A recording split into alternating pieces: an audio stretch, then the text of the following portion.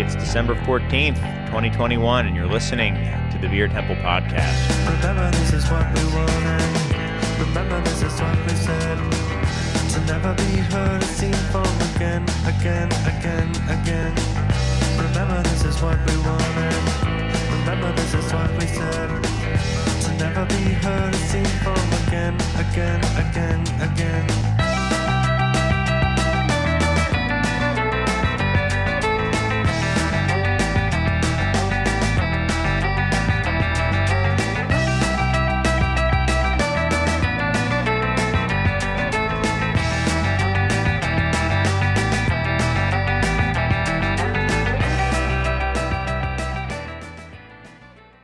Hello and welcome to the Beer Temple Podcast.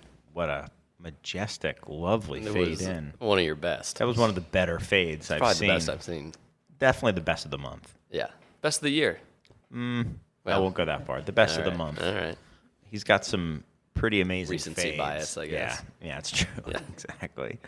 But welcome, everyone. We got a special show. This is the year-end show, end-of-year show, and it kind of always follows the same format, and it's always one that I like doing because since it is the same format, we can go back and see what people said year after year, which is to me is kind of fun. Mm-hmm. You've been on several year-end shows, right, Mike? I think so, yeah. Yeah. I don't think I was on the last one. You were not. Yeah. You were not on the last one. You were probably uninvited. Yeah, like Alanis Morissette. Yeah, exactly. Yeah. But we have a guest. We have a Zoom guest, which I really think we should take advantage of more. That now that Zoom has just gotten pretty It's our ubiquitous. preferred medium for interacting with other human beings. Other humans, yeah. So we've got longtime friend of the show, but I think this is only your second, or is it your second appearance? John Rubio. I was worried that you wouldn't invite me back. Yeah, it's very out of sight, out of mind. But I just have to remember, and the reason John became back in mind was because I was literally across the table talking to him for several hours a couple days ago. Weird. I was down in Austin. I think what you said during that conversation is, okay, I should have you back on the show so we could have a big sad fest. Yes, that's right. That's just the show, isn't it? Yeah, exactly. I was like, because we were, getting down. Yeah. Not like getting down in a funky way, but just like getting down in a depressing way about beer, as I am wont to do oftentimes. I will indulge you. Yes, exactly. Which is why we get along. Probably equally depressive. And John was talking about how fun and comical and just a good time his show is, and that sometimes he wishes he could, get a little bit more serious. And I was like, well, we have to have you back on. We'll get real depressing. I don't know if it's serious, but it's definitely sad. Yeah, it's true. You know what? Very, very well put. Very true. Yeah. But we are a bunch of older gentlemen talking about beer. Right. True. We have become what we once hated. It's true. You live long enough to see yourself become the villain or the bad guy, right? Yeah. You die a hero. Yeah. You become your parents, right, so to speak. Yeah. So what's up with you, John, for those who haven't heard your voice on this podcast for a while? What's up, man? Well, I'm still doing my podcast, The Beerists, and we are close to being 10 years, I guess, behind the microphone. Damn. Yeah, and, if you guys want to come listen to us, we are at thebeerists.com or on your favorite podcast app, and we are primarily a tasting and review show, but we do talk about other lewd things. I like to think of us as a comedy show for people who have no taste. We aren't for everybody. We're absolutely not for everybody. But, we have a bunch of listeners that have been listening since the beginning, and it's been really fun. We've grown quite a lot since then. That's awesome. Great. Yeah, I used to be, an avid listener, and I have to admit that once I've been in the industry long enough now that I read and listen to very little beer stuff. I will say I commend you, Mr. Shalau, because you still read and listen and watch broadly when it comes to beer stuff. I mean, I'll talk about old interviews of people in beer that I'd seen, from a long time ago, and you're like, oh, I still watch that. Yeah, well, the ones I'm watching are like, not the not the mainstream ones. It's But still. the Hoff, the Belgian brewers in their tank tops talking about how sweet is good for horses. Yeah, that's my speed. Right, exactly. But at least you're doing something where I just am like, what can I? I've been reading tasting beer, Yes. brushing up Yes, on tasting beer. So that's next week. Yeah, Yeah, next week we're having Mr. Randy Mosher coming in to talk. Mosh Dog. To talk about his book, Tasting Beer, which was I went to Jester King and I sat in on their tasting panel, which was really, really cool and nice of them to invite me to. Really fun to do. And they had a little library of stuff. I was like, oh, let me see what they have on there. And like the first thing I saw was tasting beer, Yep. also designing great beers. the Radical Brewing. I didn't see Radical Brewing. It might have been there, but they definitely had like the Farmhouse Ales one, that whole series of like Trappist and Farmhouse and Wheat and Yep. that whole series. So I was like, tasting beer. There you go. It's one of the staples, I think, in anyone's. Yeah, I think it's the entry point for sure. Yeah. So if you have any Also questions. Also makes for a good audiobook for road trips. Oh, really? Is it read by yeah. Randy Mosher? I don't remember. Oh, okay. This is Audible. Yeah. Tasting beer, read by Mosh Dog. Yeah. But if you Read by Jake Gyllenhaal. who knew he was a real big hophead? Mm-hmm. But if you have any questions for Moj Dog, Randy Mosher, send them in. Yeah. I think we'll probably. I don't know if this will be out by the time we're actually conducting that interview. Maybe it will. I don't know. So we got, there's a bunch to get into, but I do want to say I did just get back from Austin yesterday, and it was really an awesome trip. It was a lot of fun for anyone out there who has not been to Austin, who likes beer and was looking for just one more reason to go to Austin. It's definitely, I think, one of the premier beer cities in the country. I think, I would put it up there in kind of the upper echelon. I don't know if I'd put it like, I wouldn't necessarily say it's like a Portland or something like that, but San Diego. or San Diego, but I think it's kind Chicago. of like one below. See, I'm jaded about Chicago. Yeah. I would put it kind of with Chicago. Yeah, I would too. Yeah, I think Chicago's up there, but it's not, the up ones. Sure. But like Asheville, I'd put in that same kind of category as Austin. Yeah, but it's just a really good place. It's small and it's just packed with really high quality breweries. I only got to visit 4, and all of them were great. So I went to Jester King, Live Oak. I was at Live Oak, I think, within a half hour of touching down. It's right by the airport, right? Yeah, I had gotten my rental car and gone right to Live Oak, and I think I had a beer in my hand in 30 minutes. I've been to Austin twice. I've been to Live Oak 3 times. Yeah. Yeah. Austin Beer Garden was awesome. Then I went to St. Elmo, which had been recommended by a few people. And I met John, not for the first time ever, but met up with him at Austin Beer Garden and also at St. Elmo. So it was a good old time. We talked about all sorts of depressing things when it comes to beer. No, not really. I'm really glad though that I got to send you to a good old fashioned honky tonk. Oh my gosh, that was the call of the trip. Something that would 100% not have happened. And we were talking about like music venues, and then he was like, "There's this place, the White Horse, which is cool." He's like, "Or if you want to see like a old school honky tonk, there's this place, the Broken Spoke." And I was like, "All right, I want to go there." Sounds and good. it was. So here's what I said to my dad, who was with me on the trip. We were there to see. I'm not going to talk about while we were there. Villanova basketball. Well, I'm not going to talk about while I was there. I don't want to think about Villanova that. basketball. Who may or may have not have had the lowest points output they'd had since 1977 for that game. It's basically your entire life. 36 points. Yeah, they scored 36 points. Yeah, they were the 6th ranked team in the country, maybe 4th. I forget. Who were they playing? Baylor. Baylor only scored 57, so they demolished them. But if you had told me, let's not talk about 36 points. Let's not talk about it. I don't want to talk about it. Okay. How'd your dad do with that? Oh, my God. Not well. Not well.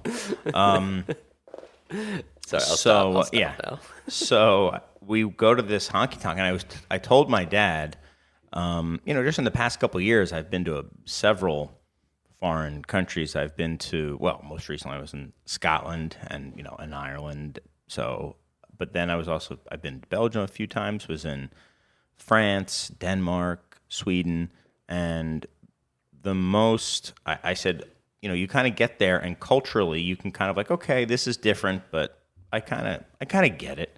That Broken Spoke was more culturally different than any of those places relative to what I am used to. Like there was this. Describe the scene. So you walk in, and it looks just like an old bar that's just been around for a while, but not like super cool, awesome patina. Just like one that you would find in a small town. Drop ceilings. Mm-hmm. I don't know if the floors in the front were laminate or just like whatever, just there. Bar. And then you go back, and there's just a dance hall, and it's just a concrete floor and a little stage. And then on the sides are picnic benches off the table, and they just had that red off the dance floor, and then they have just that red and white checkered tablecloths and stuff like that. In the back, the roof gets really low on the sides, and it's just like kind of that corrugated metal roof. Mm-hmm. So you're like, the rafters are like right at you. So the back is already cooler.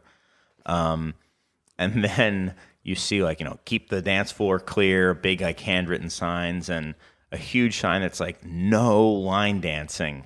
Violators will be sent back to California. And I was like, okay, all right, that's interesting. And then a guy comes on. So you're in there doing the electric slide. And yes, with a legit pompadour. Legit. You like did? Maybe, yeah, I wish. And people were getting dressed up. One dude came in, young guy, younger than you, Mike, I would say. Rail thin. His shirt was like a Western style shirt, but it was the state flag of Texas. So it was like a big, awesome. Like white, red, blue, right? Huge white cowboy hat, big silver belt buckle, like very slim fit, not tight, but like slim fit, dark blue Wrangler jeans. And the woman he was with, yes, exactly.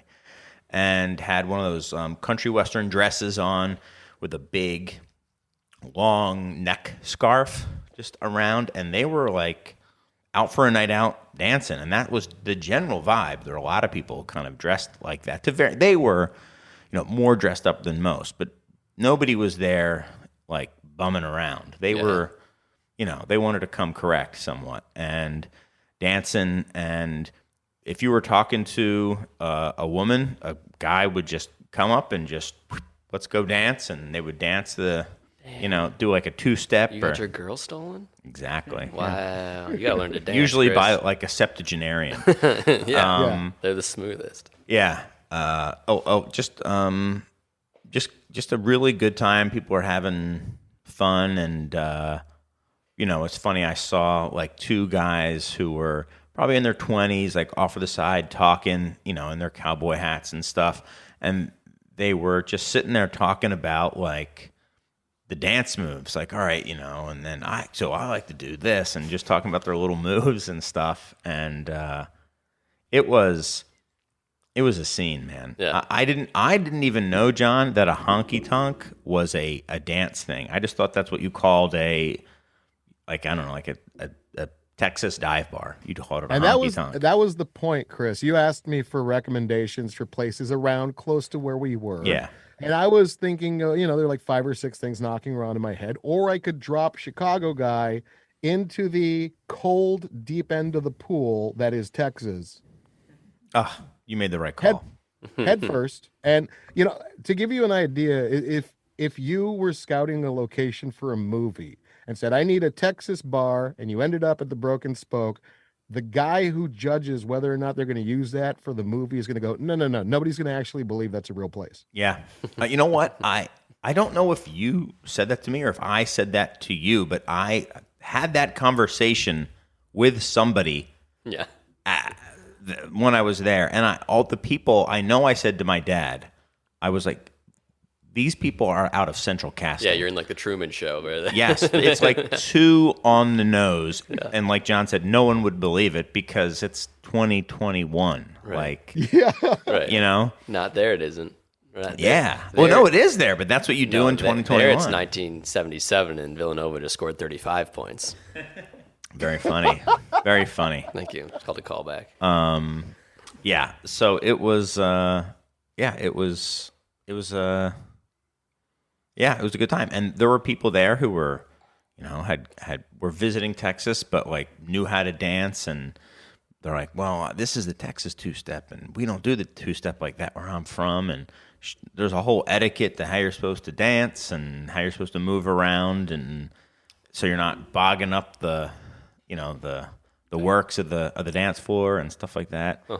And then that like lap steel or the lap guitar, slide, whatever it is.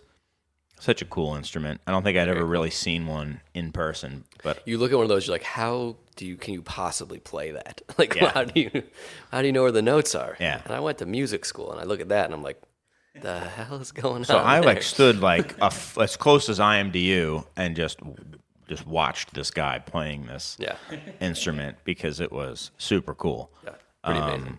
Yeah, it was a lot of fun. Left my credit card there and got a nice hefty charge added to it, which I deserve. That's okay. They knew what that was there? What? They're not just taking gold pieces over there? I had to ask. I was like, taking gold you panned yourself. They give you a number, and they take your tab down on a little notepad, and they just write a number down. Like, all right, you're 39. Whenever you come up, just say 39. And I wanted to be like, okay, I'm 38. Because then you get your ass beat by a big tall Texan guy in a Texas shirt and a hat because you put too many Lone Stars on his tab. Exactly, but that definitely would happen somewhere else, but not there. Yeah, no. Yeah, but it was very cool. It was a good time. So thank you very much for the suggestion. It was definitely culture shock for all of us. Because everyone else was from Philly, so they're even more. I feel like fish out of water. Yeah. At least I got some I see Midwesterners and stuff like that. But they loved it. Bought some merch. It was great. And I picked that place instead of other places because everybody's really sweet at the Broken Spoke. They're just such nice people. They were. Everyone was really, really nice. Nice. So there you go. Oh, they did only take the cover in cash, but you could put a charge on your card. But that sounds fair.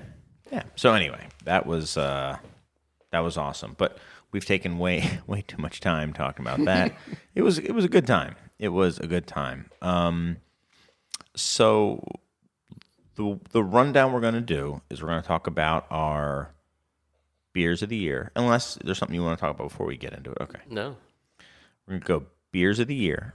This is how we always do it. And then we're going to go stories of the year. Mm-hmm.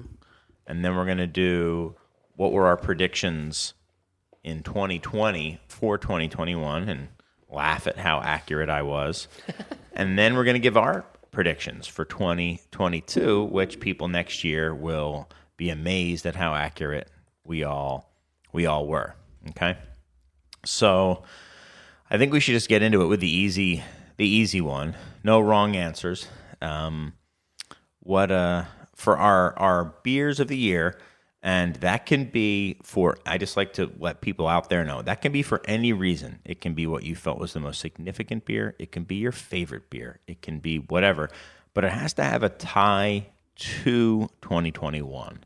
So, Mike, you can't just say Terrace Bulba because I like it. You could say it because I picked it in both of my fantasy drafts or something. But yeah, something that happened this year. And I'll take it in every other fantasy draft we have. Yes. Should I go first? Or do you want to go first, or Mike? Well, I thought there was like John. One clear chalk answer. Go for it. I think Brave Noise, the like open IPA collab for the stuff we'll probably talk about later in the stories, but Brianne Allen, Rat Magnet started this open source or open collab that any brewery could be part of, make this pale ale recipe and donate part of the proceeds to BIPOC or women or I'm probably gonna get it wrong, LGBTQI plus, IA plus. Yeah, so donate the proceeds. Hopefully this goes better than like some of the other open source collabs and actually getting the things donated. But yeah, I think that just we'll probably talk about that being one of the stories. But I think that was like because of that, it was like the beer that is the most 2021 to me. Right. Nothing like that's happened before for that purpose. Spoiler alert, that's definitely one of the dominating stories of the year. Yeah. Absolutely. I think you're entirely right. I kind of go back and forth with what makes it the beer of the year for me. And I went with just the beer that stood out to me as being like the most like, oh my gosh, this beer is amazing. I've been kind of keeping it under wraps a little bit because I wanted to make sure I could get as much of it as possible, which we did get in.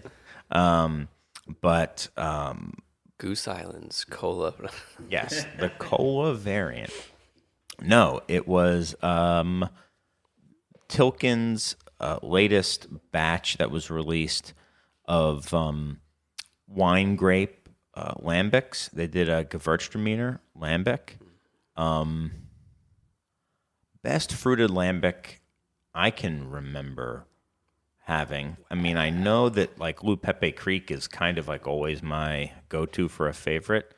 I haven't had that in a little while, but I had it like I had the Gewürz like maybe a month ago, and it like knocked my socks off how much I liked it. And it wasn't even there was a whole bunch of lambics that were being opened up, and that wasn't even like the premier one that we thought was going to be like the most special and stuff like that. Yeah.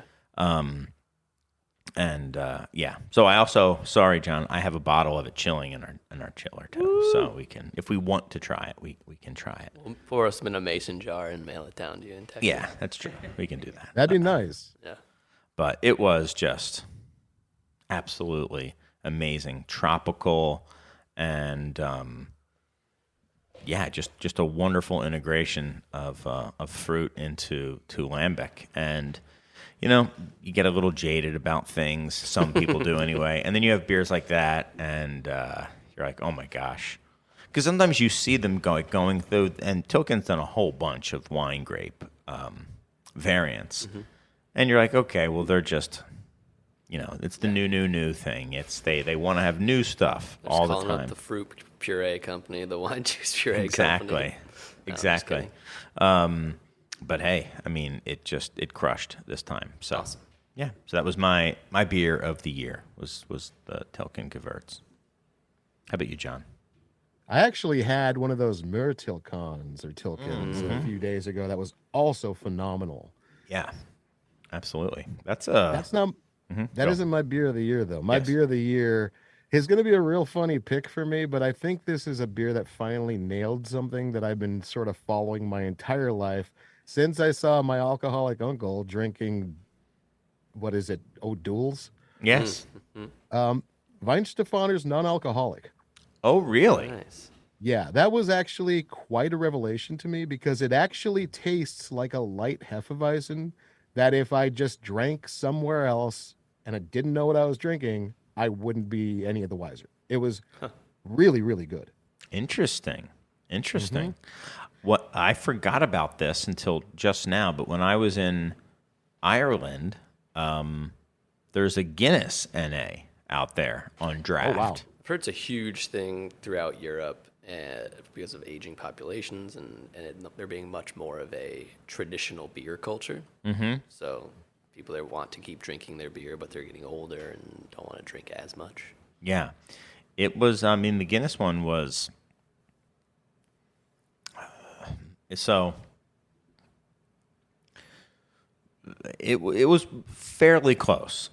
To real Guinness. Yeah, to real Guinness. Such a low ABV beer already. It's not like you're trying to make non-alcoholic wine or something too. True, but Guinness has a very distinct taste and stuff like that, and I think it equated it. I think it equated it, which I think is probably what you're saying, John. I Yeah, don't know. Yeah, I think that for me is kind of the key to a non-alcoholic beer that I want to drink. Because aside from being on the show and maybe one other time during the week, I don't drink a whole lot during the week. It's just I've got alcoholism in my family, and I just don't feel good if I'm drinking every day. So I still love the taste of beer, and if I can get that in a package that doesn't have the alcohol on my off drinking times, I'd rather have that than, a soda. Yeah. oh Totally. yeah, yeah, for sure.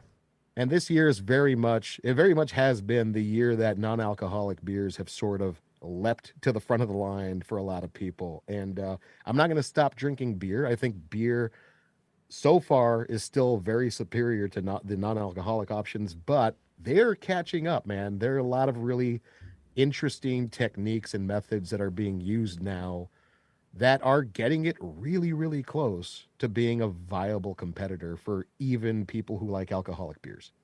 I think that's a very, very good call because I do think it does touch on a larger thing that is taking off. And I mean, yeah, would it fool you? I bet it would fool some people. I bet, but I don't think it would fool us. But it's was Never know. yeah, you never know. It's Now getting close. now, John, have you yet bought a 6-pack, 4-pack, or whatever of non-alcoholic beer for a second time? Have you done it That's twice yet this year? that's the only one, the Weich Stefan non-alcoholic. And you've done it more I than once? You've bought more than no, one 6-pack? Okay. yeah, I've actually bought more than one 6-pack of that. Okay. Well, Yeah, there you go. and I've had a few non-alcoholic beers here and there. I've tried some of the stuff from Athletic, and they're doing some Yep. pretty good stuff. Yep. I've also had stuff that wasn't so good. But, Yeah. do I see myself drinking that more than regular beer? No, but it is good that it's there, I think. Mm-hmm. I totally agree. I Yeah. 100% agree. Me too. Awesome. Now, Yeah. real quick, the beer that I have drank more than any other beer all year has been ABGB Hell Yes. And Yeah. that is a beer that I could literally just sit around all day unchecked and drink unlimited amounts of. It's so good. The beer that you do not, want to be having around you all time, every day, I suppose. Right. It was a good beer. I think it was my favorite beer at Austin Beer I'm Garden. guessing that's a Pilsner. I don't know what that. It's a Hellas. Hellas. Yes. Got it. Hell yes. Totally different. Okay. Should have. Puns. Got it. Yeah, Yes. Yeah. It's their Hellas. It's great. Their pills is, we were talking about, John and I, it's aggressive, man. I mean, it's definitely to style, but it's so steely, it's so angular that it's, I think, either food. I think it would go great probably with some fatty food, maybe even better than the Hell Yes. Certainly with certain foods, I bet you it would go better. Yeah. Or I think you called it like an end of the night beer. What do you call it, John? Yeah, we're talking about industry pills. Industry they have pills, yeah. They have industry, they have Rocket 100, and they had another one, Velvet something or other, that was Yeah. their Czech pills. And industry is the one that gives you a real wallop with the sharpness and the hops and stuff. It's really, really delicious and really palatable, but it is also aggressive. And I think it's meant for, people that work in the industry as an end of the night beer. It really feels like that kind of one and done satisfactory stamp on the end of your evening. Yeah, I think that's probably how I would drink it. Yeah, you want to do that, drink your Helles, and then have one nice just crisp, like crackery, hoppy pills, and then be done. Yeah, I wish we got some of those pilsners up here, but we do have some good ones. Well, we'll ship you down some Tilken, and you pour some Industry into a mason jar. Send it back. They sell crowlers there. I think I've sent you like 3 or 4 in the past, but I'd happily send you guys more. Okay. Of a mason jar. Have you had? Maybe I'll send you. I'll send you some of our local pilsners, and you can tell me how you think they would stack up in the Austin market, because I think that would be, Not if well, they can make probably. it there. Well, if No they can offense, make it Chicago there, they Pilsner. can make it anywhere. Is Right. kind of what I would think. The New York of Pilsners is Austin, Texas. I thought you were going to say, yeah, I'll send you some of ours, and you could tell me, and I'm thinking, to stop? I'm kidding. Well, you can send us some, I don't know, adjunct barrel-aged stouts maybe, and then we'll compare it. Why don't we? I need another beer, and I think up next we'll talk about our stories of the year, and go from there. But can we take just a quick couple minutes and then come back with more? All right, cool. See ya. We're back with the Beer Temple podcast. I've got my co-host Mike. What's up? I've got Fade Master Serge, and I've got John Rubio via Zoom. That's what he's Nailed doing. it. I almost Yeah. said Skype. I wanted to say Skype. We used to do Skype. Yeah. I don't know if anyone does Skype anymore, but yeah. So we're ready. We're going to talk about the stories of the year. Mm-hmm. All right. So I went first. Well, I should probably go first again. I went first last time. Oh, well, then I should go first. Yeah. See, in my mind, I'm always going first because you're just an hors d'oeuvre for That's me right. going first for the first quarter. Yeah, okay. Jeez. So the only reason I said I should go first is because I think it's going to kind of dominate things in one way or another. But I think the Rat Magnet Instagram story is, I think, dominated this year. I think in just many ways it kind of. Yeah, it was definitive, I think, for me. Yeah, I mean, it's like obviously the number one story, and then it's also led to like 1A, 1B, 1C, 1D, like all the other stories in a normal year. You would be like, well, that's one of the bigger stories of the year, like the whole McKellar thing, like or Tired Hands, all the things that happened there. They would be like, those would be the number one stories of the year. But that all stems from that, from the Rat Magnet thing. So it's like the origin story of all the other stories as well. So Yeah, absolutely. yeah. Yeah, it was. I think we talked about it. I think a little bit on the first episode that we came back in, but we haven't really. I mean, I'm guessing everybody who listens to this show knows something about it, and I don't think this is necessarily the show to start diving into it, but just to talk a little bit about, I think the impact that it had, like as you mentioned, like multiple people have left, like we're forced out directly because of that. Right. But then, there was a brewer / owner of a local brewery here in Chicago that left, was forced out. Recently. Recently. Don't take the exact words I'm using as like Right. legally. You're a lawyer, right? Right, exactly. I got forced out, left, fired, whatever. I don't know exactly what it was, but and my guess is, that would not have happened. You can't know, but I think that the outcome was influenced by that. Yeah. Right. And a lot of the stories we've talked about as like year-end stories here have been like financially impactful. That's probably what some of the other ones are going to be. But like this one has been the most culturally impactful story in recent memory, to be honest. It's like it has changed the way people move within and without this industry. So, and for the better for the most part. So, yeah, I mean, obviously the number one biggest story of the year. Yeah, absolutely. And I think it's going to have a lasting effect. Right. And even how it happened, right? Not that it was like some mega company doing something, I don't know, like some press release about some big story there. It's like it was legitimate grassroots sourcing of individuals' stories done through an individual's Instagram. It is very of the time that we're living into. Yeah, absolutely. It was massive. It's hard to understate the impact that it's had. I mean, nationally, it got national coverage. It got international. International. It has affected huge the McKellar company, which is a global company, and their beer fest and breweries all over the country.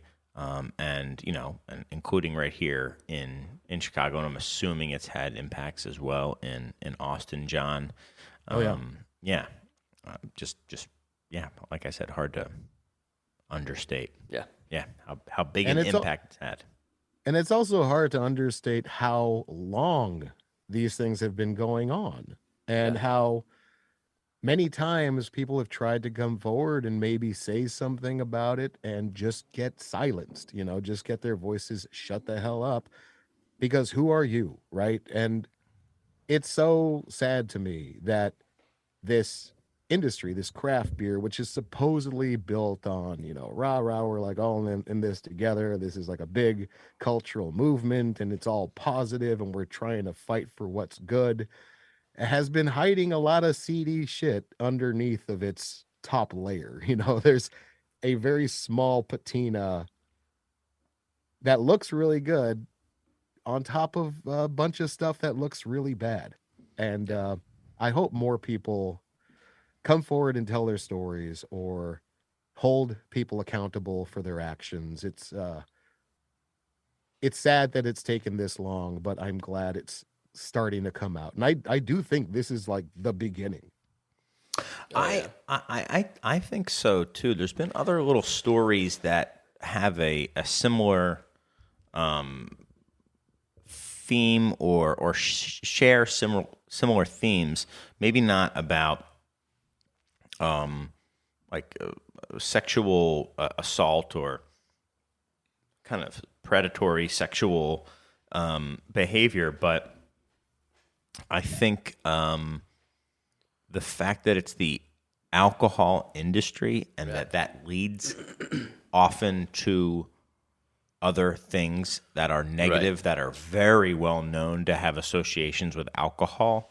I do think that stuff has been a dirty little secret in the industry. Sean Hill did talk about it several years ago, how he thought it wasn't covered enough or mentioned enough, how there is, some issues with drinking. And I think this is another huge example of how, I don't know. I'm not saying that, I'm not saying that it's because of alcohol that stuff happened, but well, I mean, a lot of it, and it also, it used to be the excuse like, oh, he was just really drunk, which was never should have been okay, and is very obviously not okay now. And in the past, that would have been the end of it, right? Oh, he's just so drunk, and then no one else talks about it again. But now you can have your voice, and people can see what happened to you and see the trauma that was brought on people because of excessive drinking and lowering of inhibitions, or maybe revealing of inner character. Some people, maybe just poor decisions in the moment. But that stuff would just go away into the ether, and the individual it happened to just have to deal with it themselves. And now it can be used to hopefully not have it happen again. To anyone. Absolutely. Okay, who wants to go next with their story of the year 2021? I mean, I think go for it, John. Both of ours, Mike, sort of feed off of each other a bit. They're two halves of the same coin. Do you want to? You want me to go first? Yeah, why don't you start? It's trivial compared to the first thing we talked about, but mine was Bell's selling.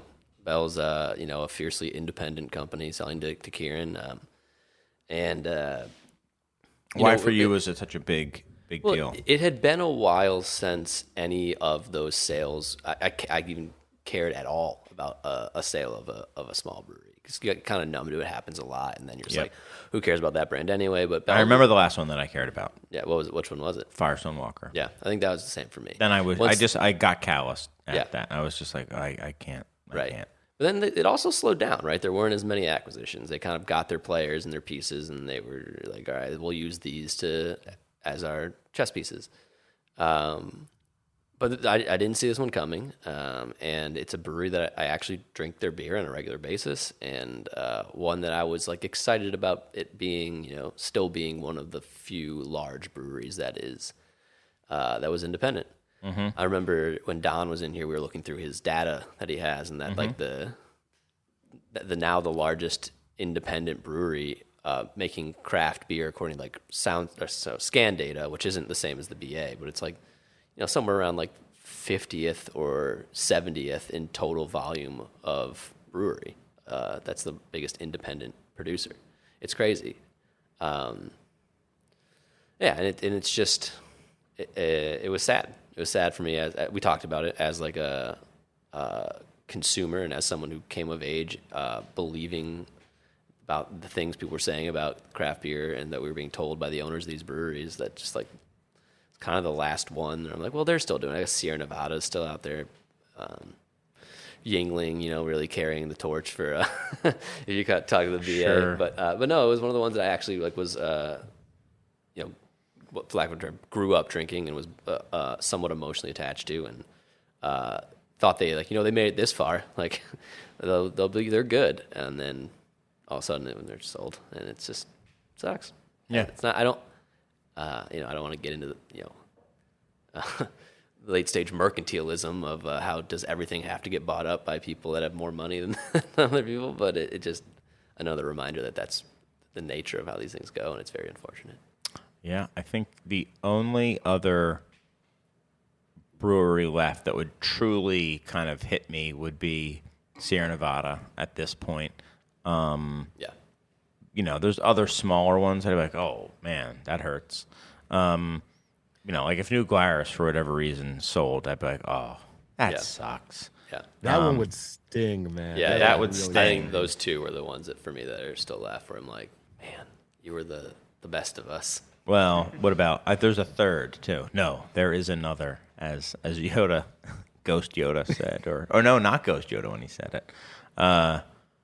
Hill Farm, I'd put up there too. Oh, sure, but they're in a different ballpark. But hey, I mean, what if it were to happen? I'm just saying, Oh, sure, I guess that would be.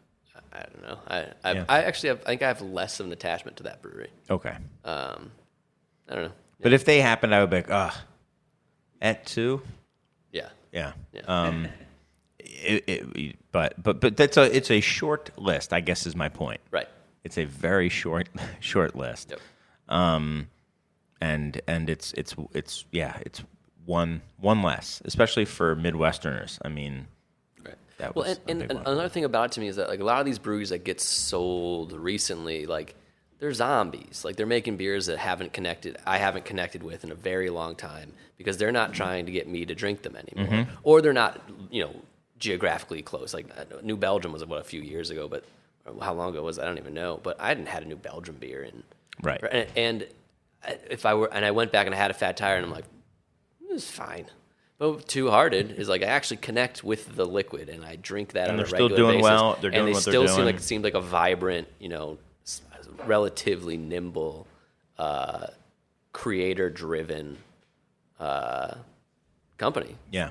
Mm-hmm. They weren't resorting to obvious kind of like needs to no lever polling. Lever polling, trying to like fill pipeline, as Don would say, with like new SKUs and stuff like that. Right. And I mean, they certainly were doing stuff like some stuff, but they've like always that. Done that, right?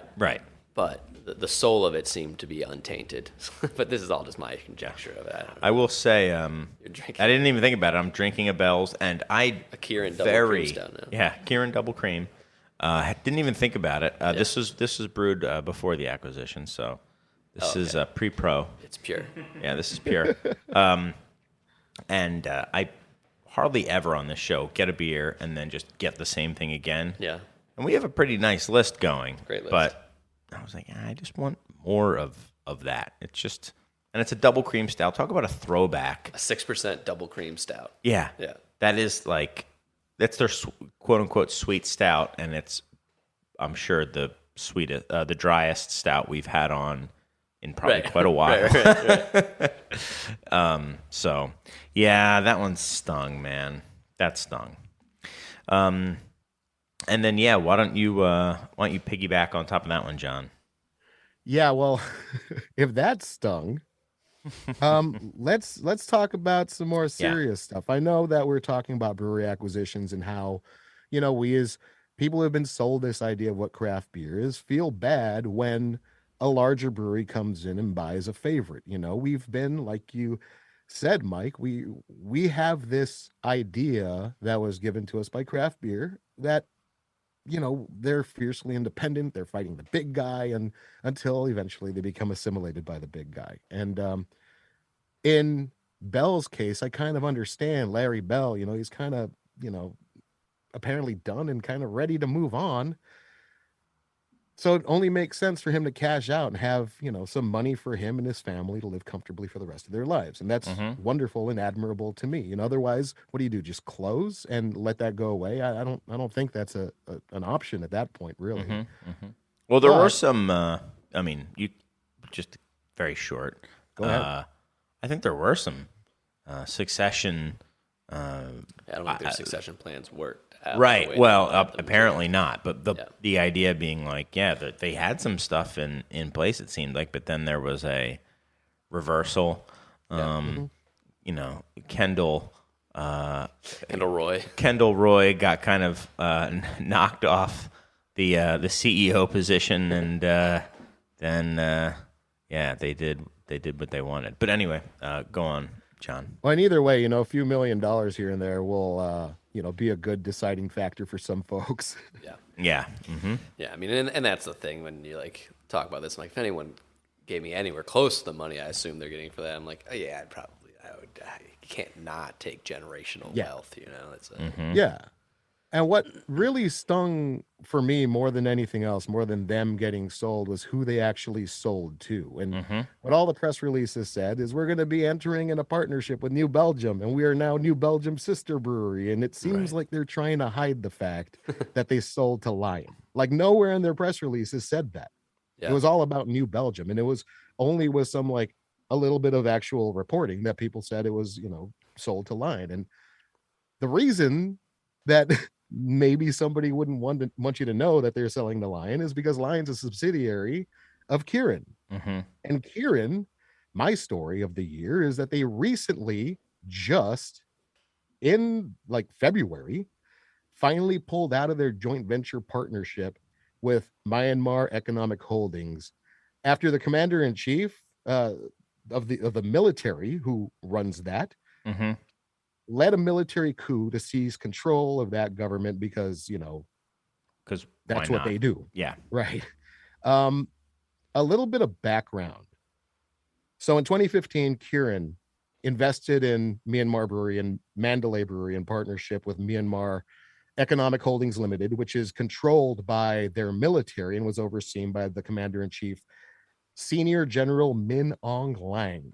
And there's a group of folks over in Myanmar, the Rohingya Muslims, and they've been persecuted by the government and nationalist Buddhists since the 70s, which reached a head in 2016 when the Burmese military began systematically cleansing the Rohingya Muslims from the area. In 2018, there was a UN study that estimated that the military and the local Rakhine population killed at least 25,000 of these people and perpetuated gang rapes and other forms of sexual violence against 18,000 of the Rohingyan women and girls. And 116,000 of the Rohingya were beaten and 36,000 of them were thrown into fires. Over 730,000 people fled or were driven out of the state and took shelter in neighboring Bangladesh as refugees as of September of 2018. Mm-hmm. And these are all numbers from 2018. This is an ongoing situation. Okay. This has been going on, like it escalated in 2016.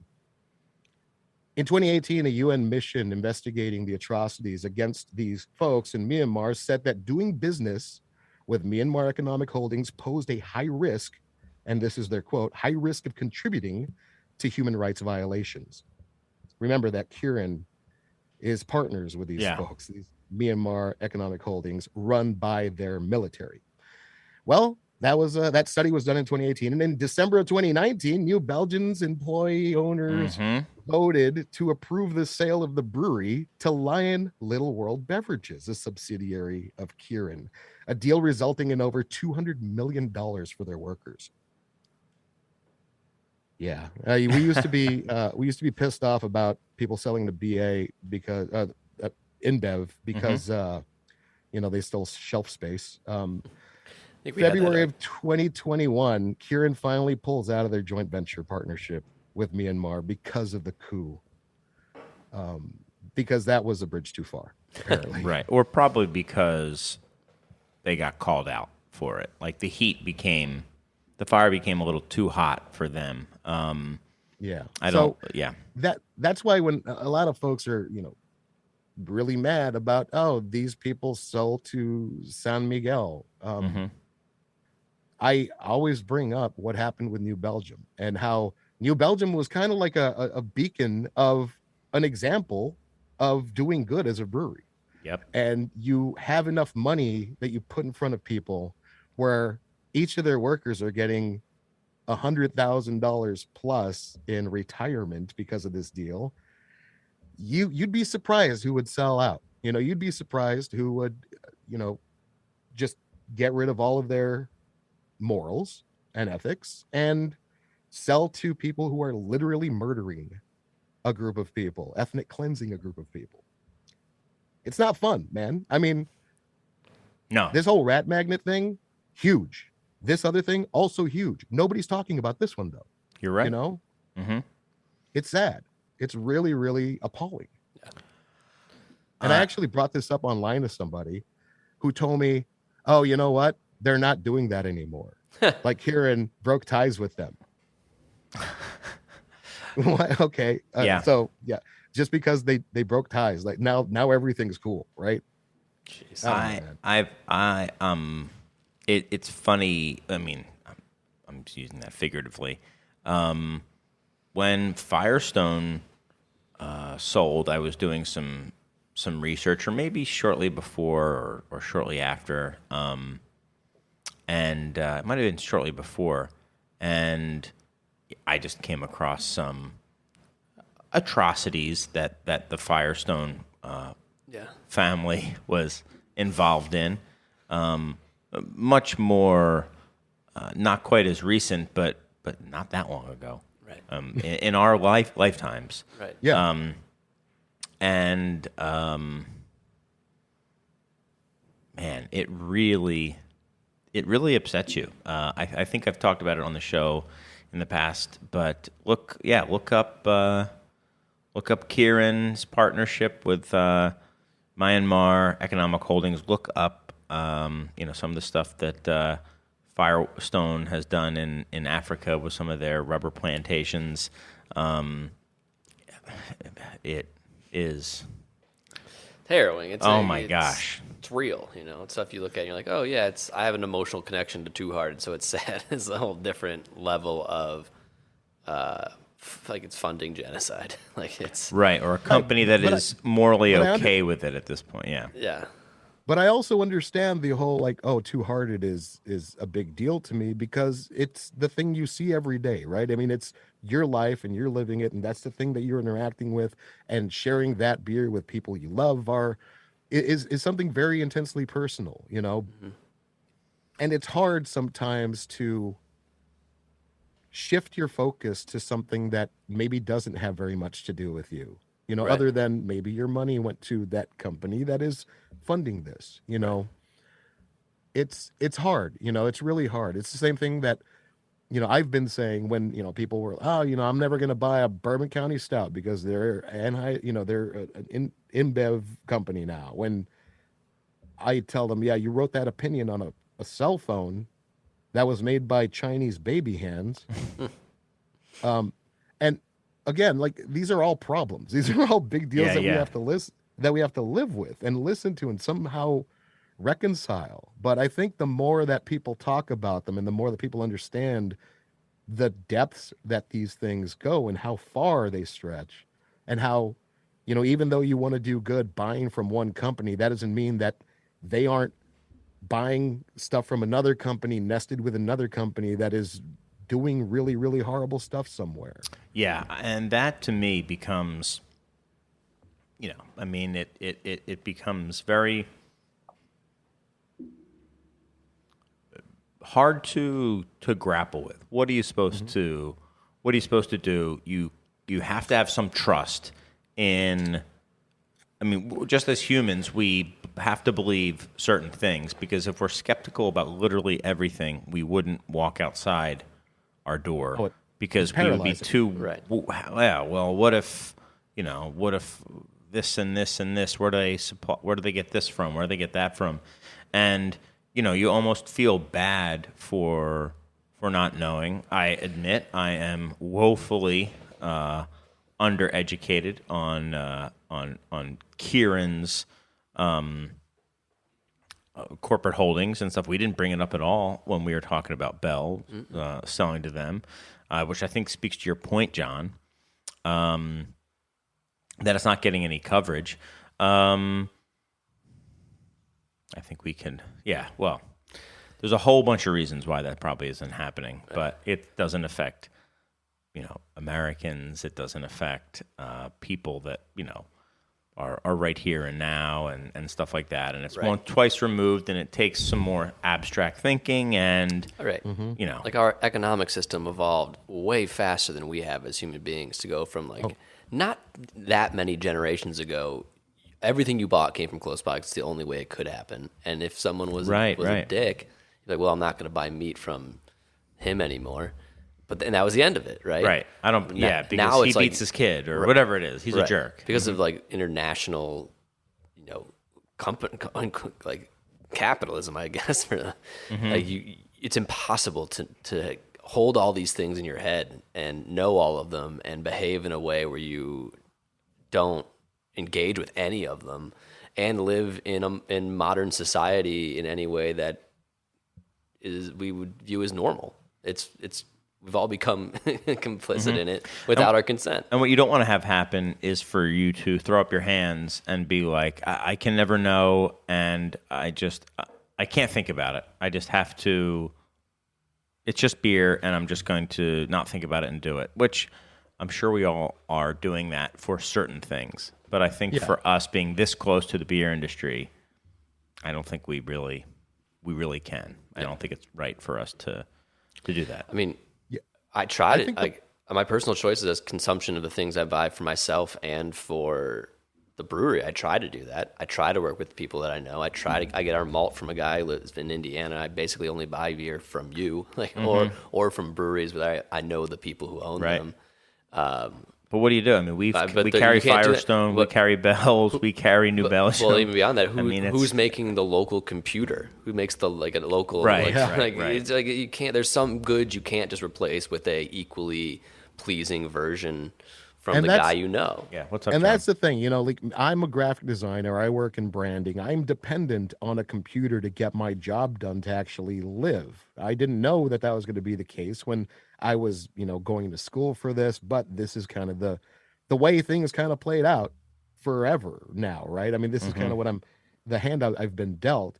And I don't really have an alternative computer that I can buy that's ethically sourced. I do, however, don't need to buy another beer from New Belgium, Right. because aside from who they got into bed with, they also voted to sell to them. Right. Those people that we all looked up to. And the person who runs that holdings company, Myanmar Economic Holdings Limited, is the exact same dude. That senior general is the same guy who led that coup and led all these bombing runs. It's the same person, individual. Right. It's not that It's removed. not like, yeah, it's not like a dude taking, in cahoots with this other guy that did. It's the exact same person, you know. Right. He probably had to have the final signature on that part of the sale. Like, it's crazy. Wow. Really? I mean, okay. I have to look into the I guess corporate structure of the ownership of Myanmar, Kieran of Myanmar. Well, of their joint venture with Kieran, Right. If yeah. So Yeah, I might have put too firm an underline on that, but Right. it might as well be that, man. Right. Because interesting. We should I'm definitely going to, I think, try to find some other people who are knowledgeable about that and discuss it, because I think it's important. Yeah. And That could be a whole episode into it. yeah. Oh yeah. Well, what a bummer. Thanks, John. I know. I'm sorry to bring everybody down, but man, Can't it just be about Honky Budweiser tonks. being lame and Budweiser sucks because or Goose Island sucks because Budweiser's lame and And 2009 was great, huh? yeah. So what I'm going to do now is we're going to talk about predictions from last year. There were none as crushingly upsetting as two of the three stories. Well, actually, all three of the stories of the year. It's all good. But I have a question. The first one, I'll just read down them as they. So last year we had Why do me, you guys Doug, listen to this show anymore? Brian, and Edmar. Don't say that. And I'll just go down them. So last year, this is what my prediction was, that Goose Island will have shown itself yet again to be a leader in the BA stout world as limited brand-specific barrel treatments catch a ride on the hype train. If it catches on, this trend could see regional and national brands competing well with smaller, more nimble breweries. And what I was trying to say is they were going to double down on, the birthday bourbon, the Weller, the stuff like that, and really start gearing more and more of their selections on specific barrels and away from new, potentially shark jumpy, combos and stuff like that. Half right. Half right. I think they did both. Yeah. I think they did both, but the stuff that is more hype is the Blantons that they did, and the double barrels and stuff like this. Yeah. But I don't think we saw or haven't yet seen regional or smaller breweries follow that trend necessarily. No, I was saying At least ones the that weren't opposite. already doing it. No, I was saying the opposite. Oh, you're being sarcastic about No, the I said regulators. this trend could see regional and national brands competing Got it. with smaller, more nimble breweries, because they could have more access to Blantons and stuff like that. And they can actually use the marks. They have the agreements in place, whereas a what I small mean. brewery that's using them is just not getting caught. Right.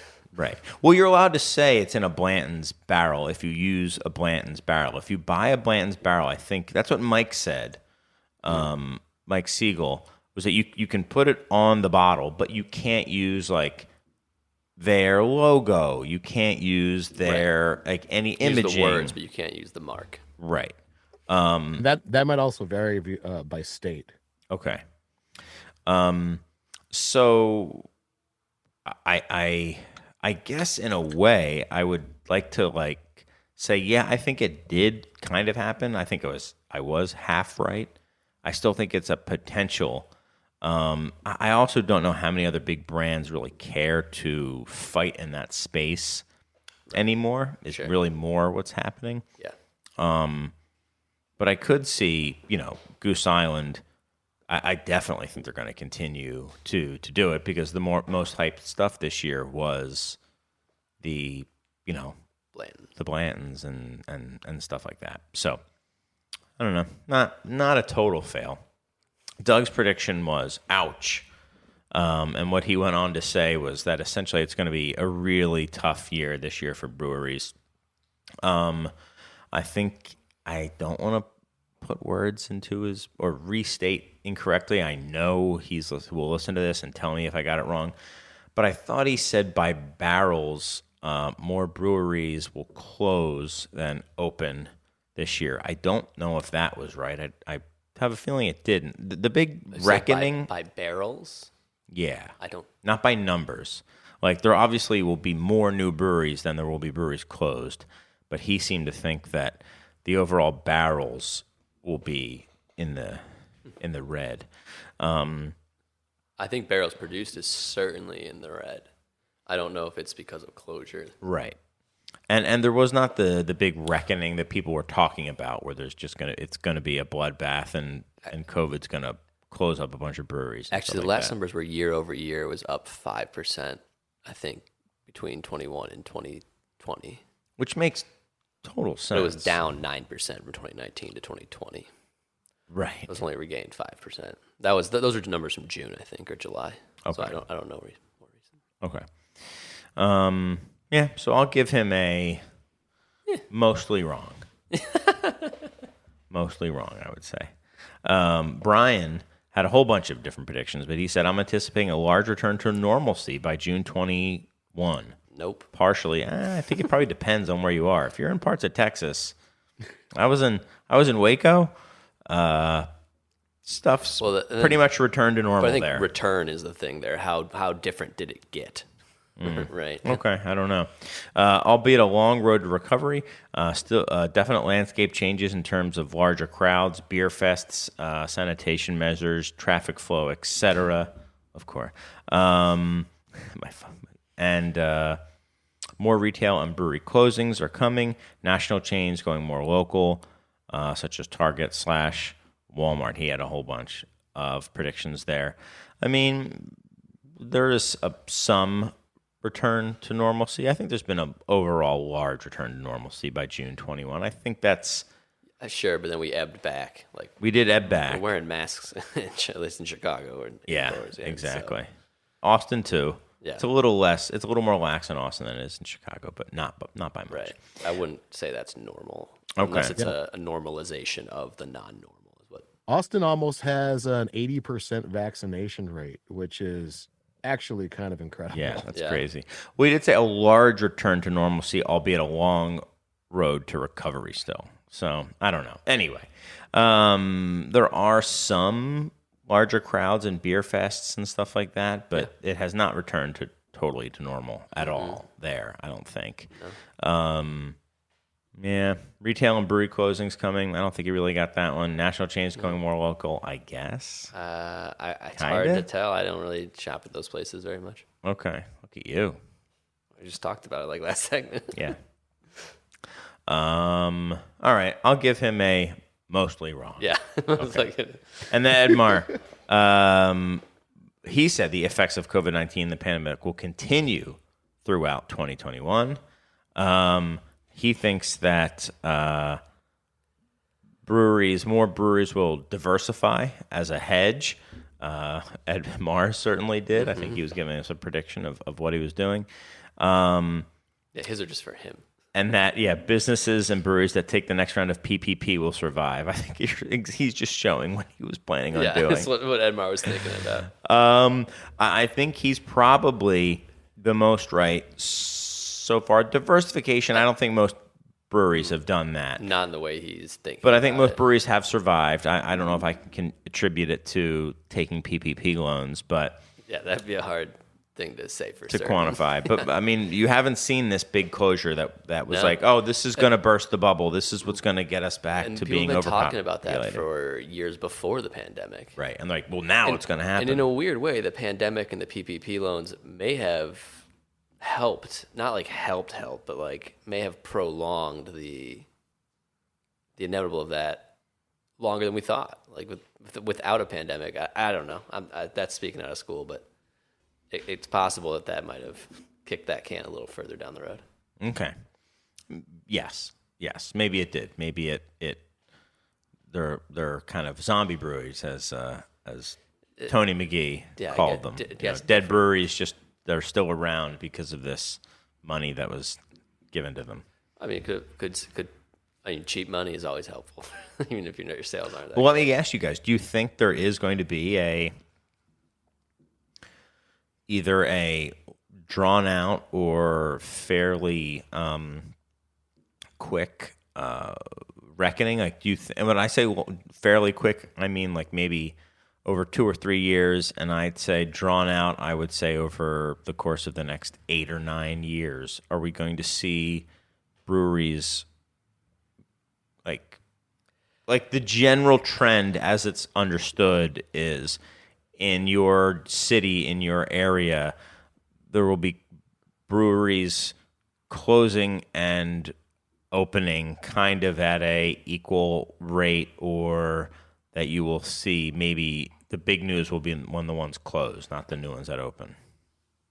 I think it's maybe more of a slow thing. If people underestimate how, or not a thing at all. I mean, I think all the last 5 years of people predicting that there's too many breweries that are going to close underestimate how much vested interest the people that open these breweries have in it, just in their personal life and their financial life, and that like to close is not as simple as to lock the door and walk away, right? So people will continue far beyond what the market would deem logical for them to continue existing, as long as they're providing for themselves, Right. So I don't know anymore. Like I don't think there's going to be some sort of big reckoning of like, well, we've hit 9,000 breweries. That's too many. So, I mean, there can be as many breweries as there are people smart enough to make them run. So the business models are going to get more interesting. Survival is going to look different.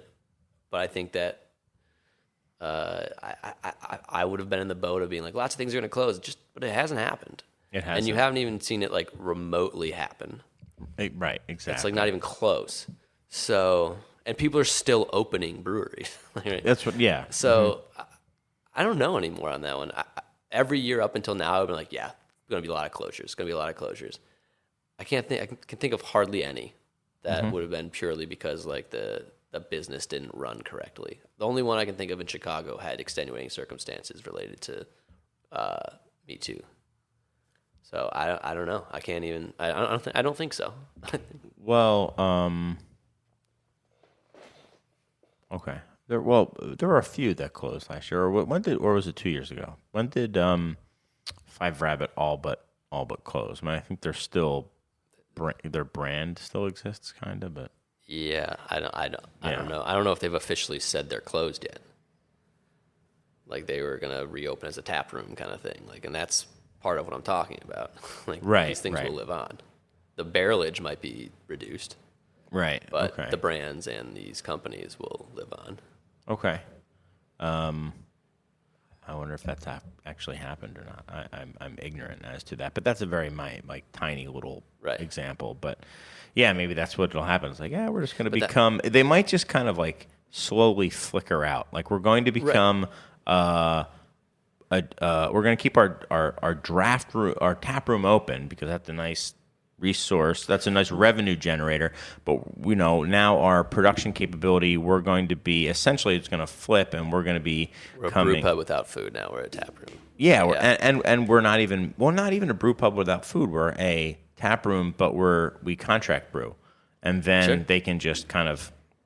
Then they're a bar, and then they just kind of can flicker out. But that's not closed. So if you're talking about did the dream of people opening their brewery, I think you're mishearing what I'm saying. I'm saying maybe that is how it could go, and then they flicker out, and then that tap room closes. Maybe. I don't know. Then they're like, well, wouldn't this be easier just to have a bar? And then they're like, we're now a bar. Yeah, I think there's people have too much of their personal life, their professional life, and their financial life wrapped up in these things to just be like, I don't know, we're not making as much money as we did in 2016. We have to shut it down. Now I'm going to go back to my corporate job. Like, it's not how things work, really. Yeah, no. So no, if you go out, it's fairly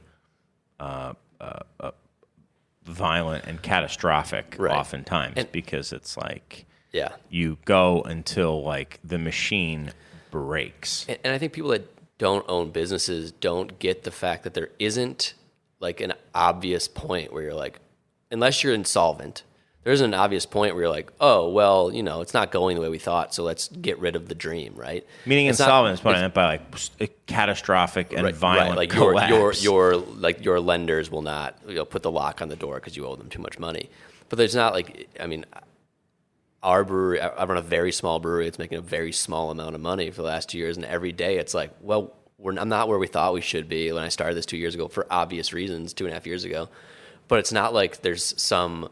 I don't have a boss saying like, yes, we didn't hit our numbers this quarter, so now we must close. It's like, if I think about that, I'm like, well, then what does that even mean? What happens to this? And like, I have to put as much work in to close. Not that I'm thinking about closing, but like in the dark times, I'm like, I'll put more work into closing this brewery than keeping it operating. Well, yeah, it's true. Before we even opened, we got involved in this big whole mess, and there were lawsuits and stuff like that, which I've told you about.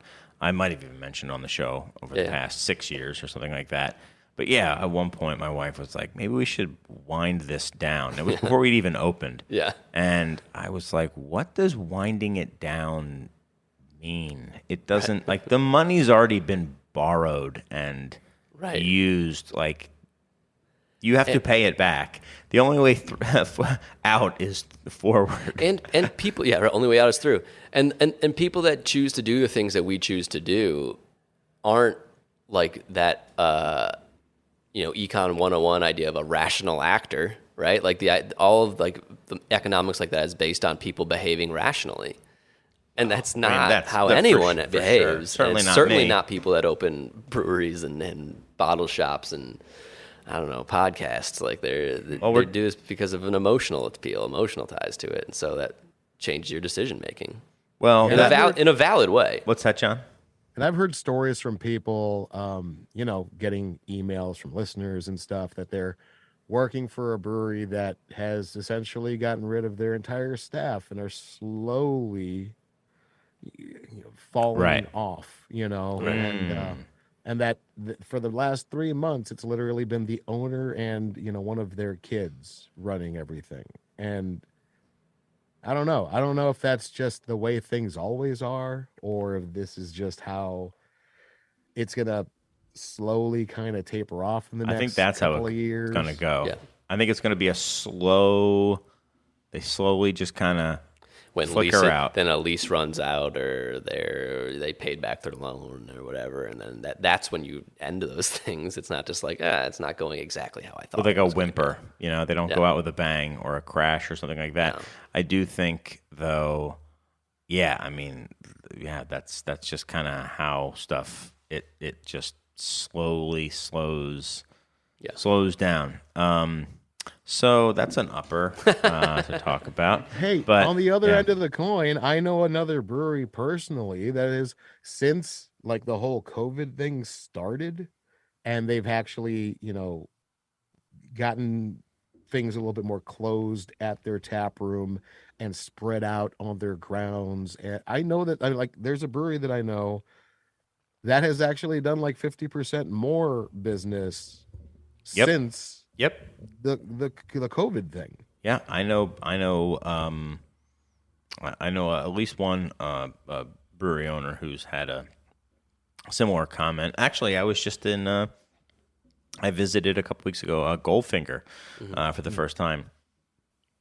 They opened like during the pandemic, right as it was happening, and have had really great success and really great growth. And it's, now they're just trying to figure out like, what are we going to look like after the pandemic? Is it going to be bad for us? I don't know. Right. It's the craziest thing. Cause the way we started was to be like, well, we'll see what the market looks like. And then the market is completely different than, obviously it changes a lot, but it would have changed anyway. But, to figure out what the next step is it's so Speaking confusing. Of figuring out what the next step is, I think we should move on to the dessert, okay, of the show.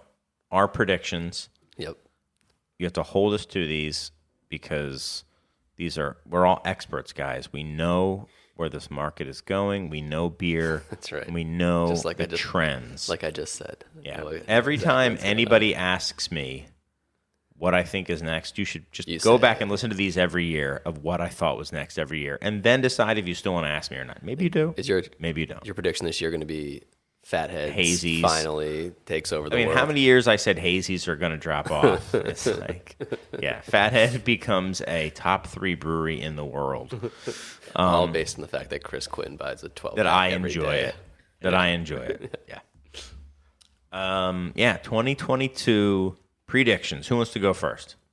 I can John, go I think you first. should go first. Yeah, because Yeah, so we're having an aluminum shortage that is lasting quite a bit longer Yep. than anybody ever anticipated. And in fact, Ball has come out and raised their minimums for printed cans Yep. from 204,000 to 500,000, right? Or 1,000,000. Yeah. Yeah, 1,020,000 cans.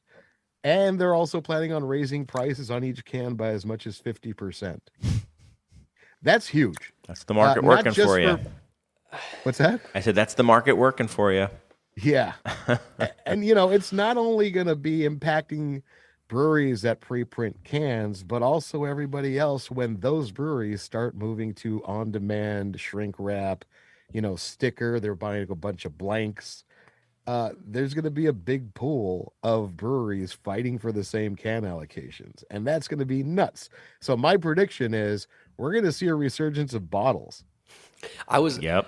I saw you put that on the sheet, and it's something that I've been thinking about a We've lot. talked about it, I think, you and I. I had a conversation with Rob from Supermoon the other day where I'm like, I don't know what it is, but with the proliferation of the 16-ounce can being like the only format for these breweries, like it's just not that cool anymore either. It's Yeah. like it's like not, but the consumer also doesn't want a vast number of large format bottles again, right? It's like you can't go backwards. So Not large format, but I think you could see. But- I think you could see 12-ounce bottles and stuff like that. I mean, I think it was with you. Weren't we joking about people are going to fire up their Mahines again? And it's happening. yeah, Like I've It is seen happening. it happen. yeah, Like I know people who are doing exactly that. yeah.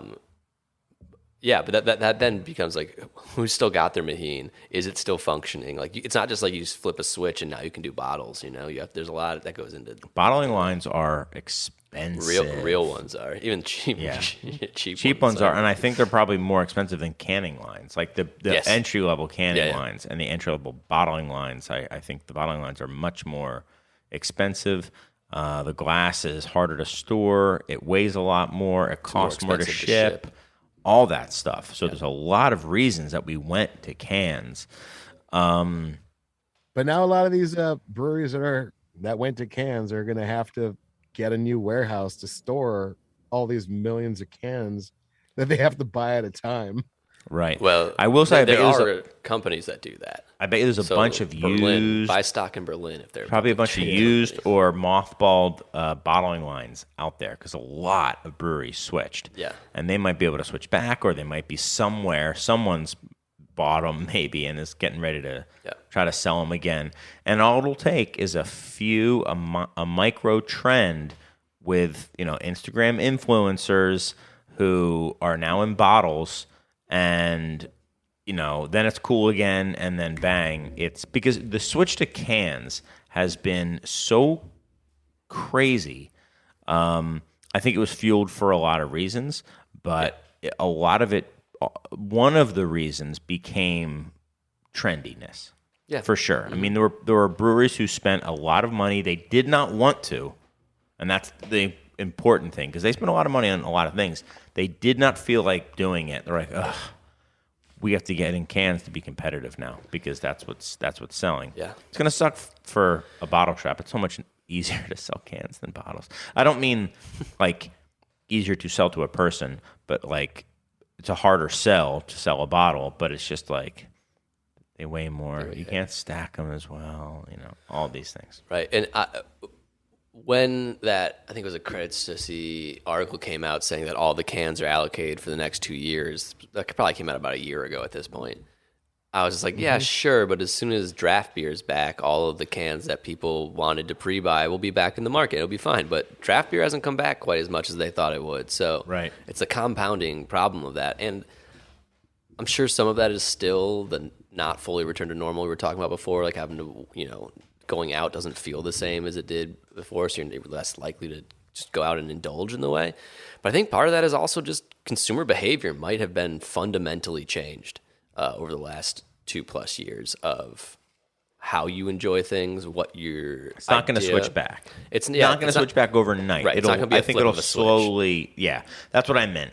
It could switch back, but it won't be like a switch being flipped. Right. It'll be right. Slowly, we'll start to realize some of our old habits. I think we were 6 months into this when I had this realization of like, oh, there isn't going to be like a day where we're all just collectively like, yes, it is normal again, right? It's going to be individual and it's going to be state by state, or it's going to be person by person of like, I feel comfortable doing the things I did in 2018 or 2019 again.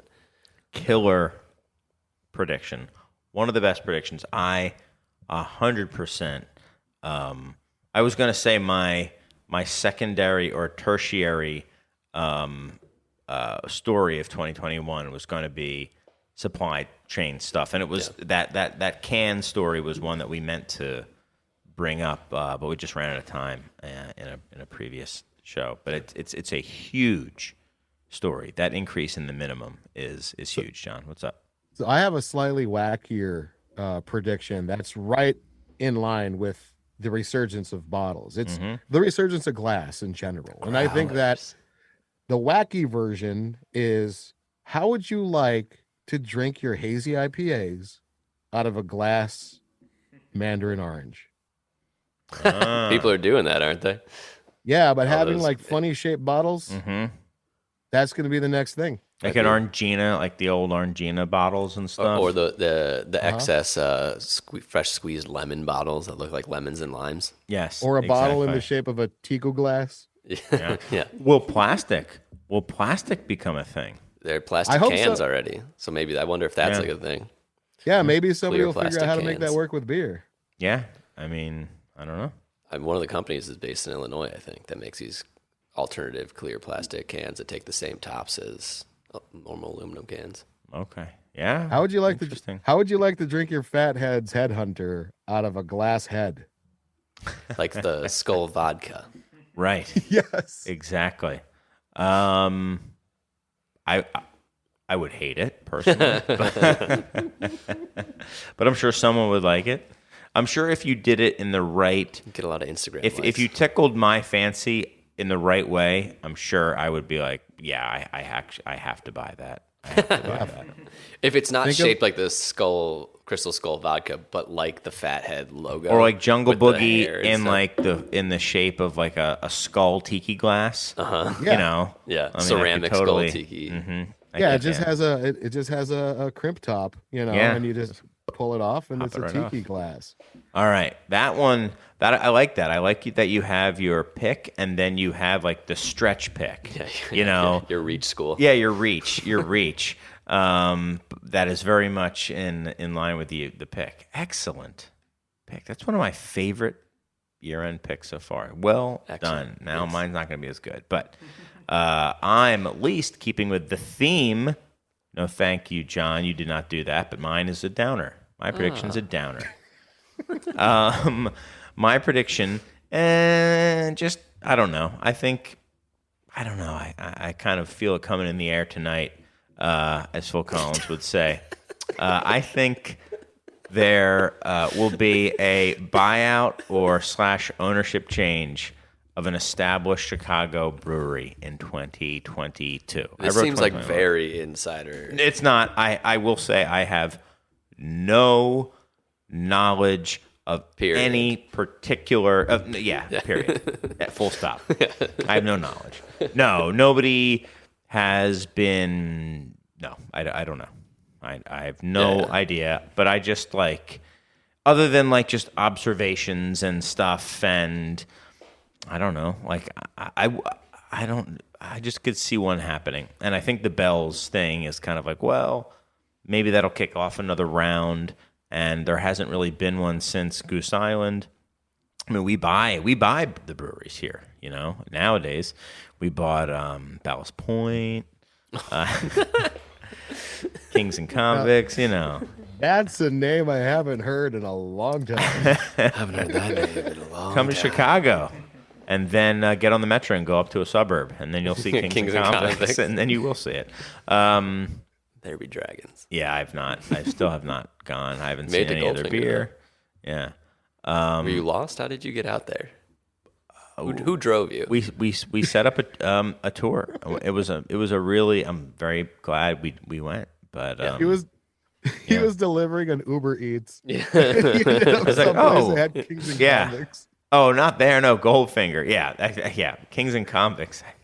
Yeah, that I have not been to. I have not. I walked by the old Ballast Point Tap Room in Chicago in the West Loop today. I was down there doing a delivery, and you remember they had a timeline of Ballast Point like on the window. It's closed. It's literally this paper in the window, but this thing is still on the window. And the last one I noticed was we regained our independence when we were purchased by Kings and Convicts. I was like, Wow. yeah, it had always been there. Like it was. We regained our independence. Yeah. They were independently owned prior to that. Yeah, but then they got sold to Constellation, and then they got sold to Kings and Convicts. Oh, I see. Yeah, that's right. Yeah, they did. So I thought that was a funny way of Spinning it. framing that while you look into the empty space. Branding. Yeah. Marketing. Yeah, it's very independent to not even exist. That's All right. We were talking about really exciting predictors, good uppers. Positive predictions for 2022. Yeah, I think I had said that there will be a buyout or ownership change in In a Chicago. local bottle shop in Chicago. Yes, one that that I know of very well. Yes. So what I'm saying is Mike is taking over the Beer Temple shop. Yep. And I'm taking over his was. Yeah. Perfect. So who wants to go next? Serge is taking over the podcast. I think it's just me that's left, isn't it? No. Oh, yes, it is. Yeah, the best prediction you've ever heard. Yes, that's true. That's Yeah. true. And the best one you ever remembered.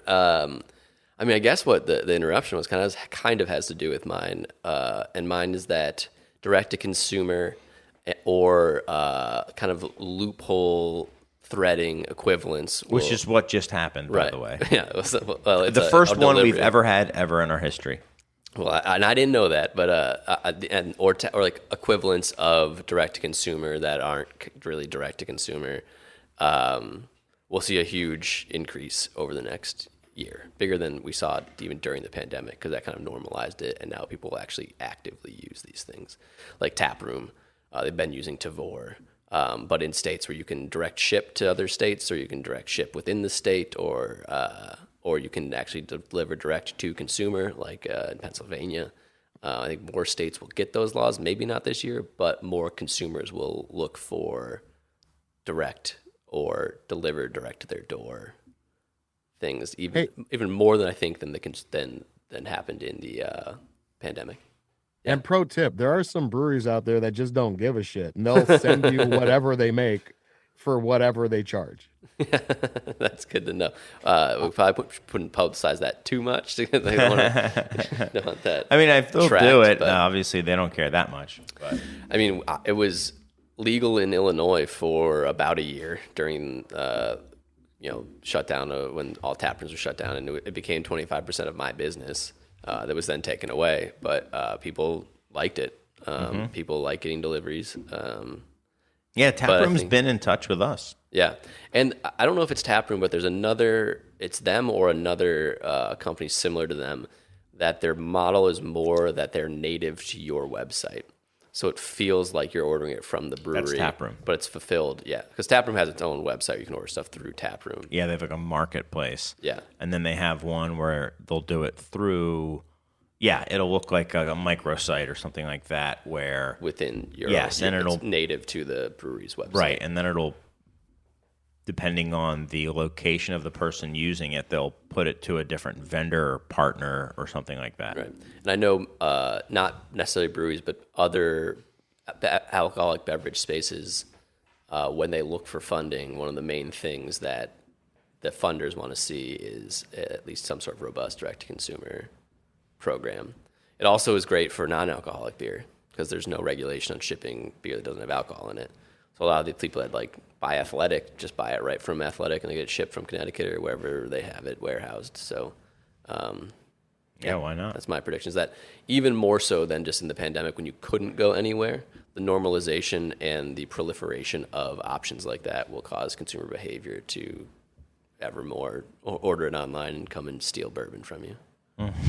Exactly. Have someone else come and do it for them. Yeah. Right. I really Tax wish we credits. could do this in Texas. I mean, we haven't been able to buy beer from over state lines and have it delivered to us legally at all. Yeah, we still can't do it in Because- Illinois either. But I mean, Texas is supposed to be the most free of all this other states. No. If you're man. inside of Texas, right? Exactly. That's my understanding of it. At least you know better than I do. I'm sorry, I didn't mean to step on you there. Oh, it's fine. Yeehaw. Yeah, go to honky tonk later. Yeah, it's it's interesting. I'm curious to see where we're going to be 5 years from now with that direct to consumer thing. I mean, that's the way that all things seem to be going. I'm curious if there's certain spaces that can kind of be carved out where people prefer a in-person experience, you know? Yeah. Well, and there is the reality that most small breweries, it's just logistically not feasible to have smaller ticket like drop-offs to someone's house, right? It just doesn't make sense for the logistics of it.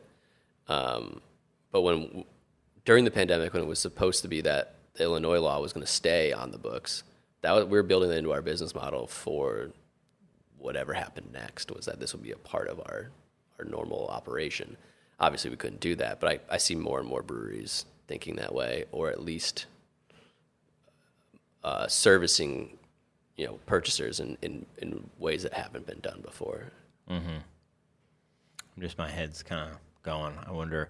I bet you could make it like a premiumization, like way in the future, of like I have a place where you can look at the bottles or look at the sofa and talk to someone about it and sit in it before you buy it and have it sent to you. Well, And you have to pay more, but you're exclusive. You want to pay the premium to be able to actually look at this thing and talk to somebody before you get it. It's so funny. It doesn't even occur to people. Sorry, go ahead, John.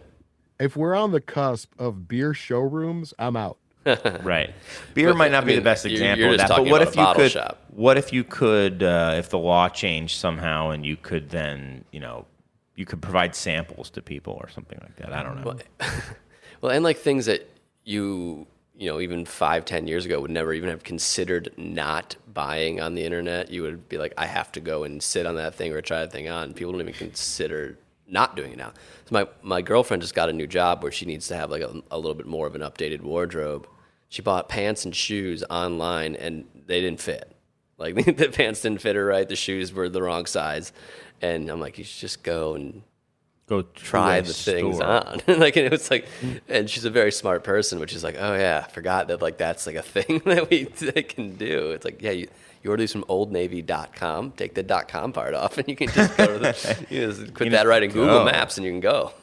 Yeah, I know people who will buy and rebuy the same clothes at different sizes and just try it on and send it back and try it on. Oh and my Yeah, gosh. it's like at that point, is that actually more convenient for you than just going to the store and just getting the one you want? No. Yeah, take one car trip instead of like a bunch of shipping fleets over and over again. Yeah, but Bringing you pants that are too small. I was thinking about if this prediction is right, and people are buying beers online to get delivered to them, it makes there are interesting implications for how we sell beer, obviously, right?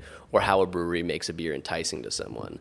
Like, I don't know if it was last episode, but you wanted to talk about is like the current formula for hype wearing out, and if you can't stand in front of a shelf and look at all the pretty cans, it's a different experience to look at little squares and thumbnails on the website. So, is the consumer doing that going to have the same experience of like, I want to try different things, or are they just going to be like, I know I like this brewery, so I'll get their new things, but I also just kind of only drink Sierra Nevada or whatever that is, or whatever, and then the whole model of new might not be as viable for every It'll small be. brewery. I mean, they'll have companies that are like, we're going to send you this variety, and then you're going to rate them, and then we're going to send you the next thing, no matter what, will always be the same, but we're going to tell you it's because of your scores. Right, we're going to cater it to you. It'll be whatever the and burrito then the most of, but send it's catered you, to you. yes, whatever we're going to send you anyway. Right. And then just keep all the data on what it is, and then sell that data to somebody else and make more money. Right.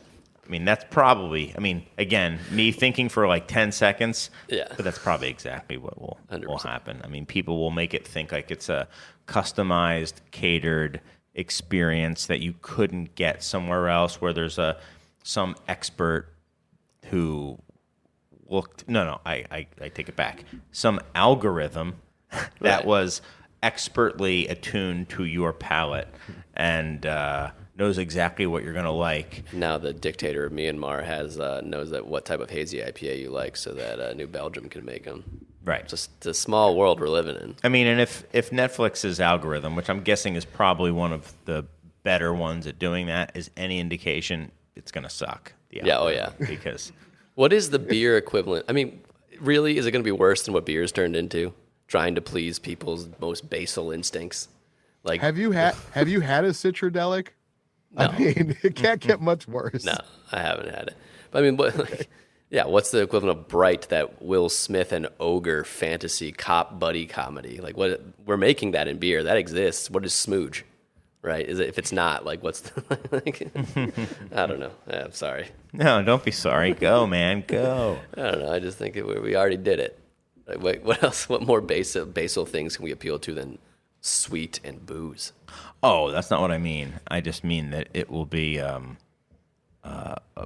faux curation. I think faux curation. Oh, right, like- is the next thing. Right, like, especially we've picture- got a fleet of cicerones whose tongues are sitting on an algorithm that can tell you which cicerone is the closest to yours, and they are tasting every new beer and categorizing them all based on what people like, and it will all be bogus. Right, like, because you drank Fatheads, you're probably going to like Citradelic because they paid us to tell you, like Exactly. Just like if I watched a Paul Thomas Anderson movie, I'm definitely going to want to watch this Transformers movie. Exactly. Yeah. Exactly. So there you have it. The algorithm will win. Always does. It always does. We should do an all algorithm show. I got a lot of thoughts on how algorithms are just basically changing the way we behave as humans in ways you don't think about. But that's neither here nor there. Okay. All right. No nuance. I think that's more of a Beerists topic. So Yeah. maybe you can go on there and I would love to. and stretch your legs on that one. You know, Yeah. we're gonna have a bunch of people listening to me for the first time and think that show, that Beerists, I gotta listen to that. They talk about important, depressing things, but it's Myanmar. literally a bunch of dick and fart jokes on my podcast. You guys don't talk about the geopolitical struggles of the Myanmar Muslim people. We talk more about the sounds our bodies make than we do about beer. I'm laughing already. Yeah. Well, I think it's good that there's both. I think it's good that there's. Yeah. I need some fart jokes every now and then.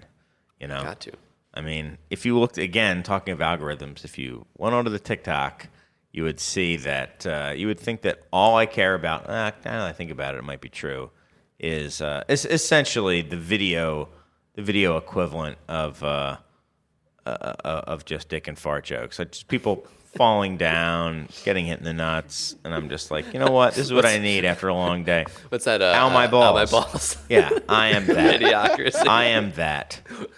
I'm basically that's my favorite show on television. I watch all it. of the different algorithms agree that Chris Quinn is ow my nuts. Yeah, ow my nuts. The season premieres tonight, so I have to cut the show off short. Oh boy, I think that's probably as good a place as any. I would say that if it wasn't the year-end show, the episode title would definitely be "Ow My Nuts." I mean, it still can be. True. You have the power. It's true.